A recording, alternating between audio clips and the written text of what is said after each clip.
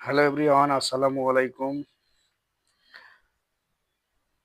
আমরা আজ দেখব ওয়াটারমার্ক কিভাবে রিমুভ করতে হয়। ভিডিও এডিট করার পরে দেখা যায় কি যে উপরে একটা ওয়াটারমার্ক থাকে। এই যে এই ধরনের ওয়াটারমার্ক থাকে। কাইনমাস্টার দিয়ে ভিডিও এডিট করলে অথবা ক্যাপকাট দিয়ে ভিডিও এডিট করলে এই ধরনের ওয়াটারমার্ক থেকে যায়। এই ওয়াটারমার্কটি কিভাবে ডিলিট করব, কিভাবে এখান থেকে সরাবো, এটা এই ভিডিওর মাধ্যমে দেখানো হবে।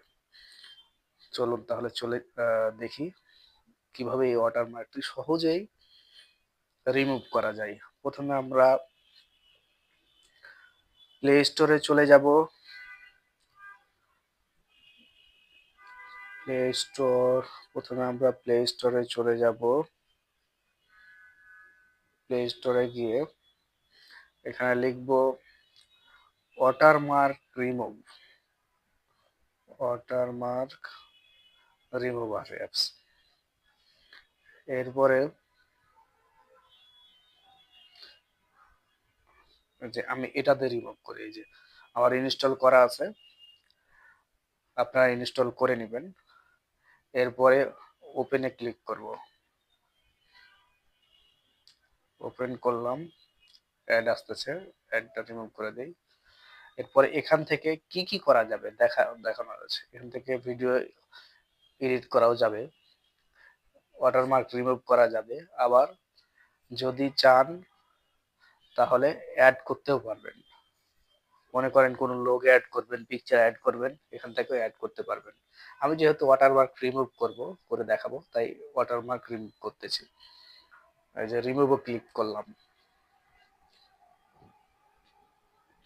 এরপর ভিডিওতে চলে যাবো, যে কাইনমাস্টারের ভিডিওটি রাখা আছে আমার এখানে। কাইনমাস্টার ক্লিক করলাম। এই যে ভিডিওর উপরে দেখতেছেন ওয়াটারমার্ক আছে, এই যে এইভাবে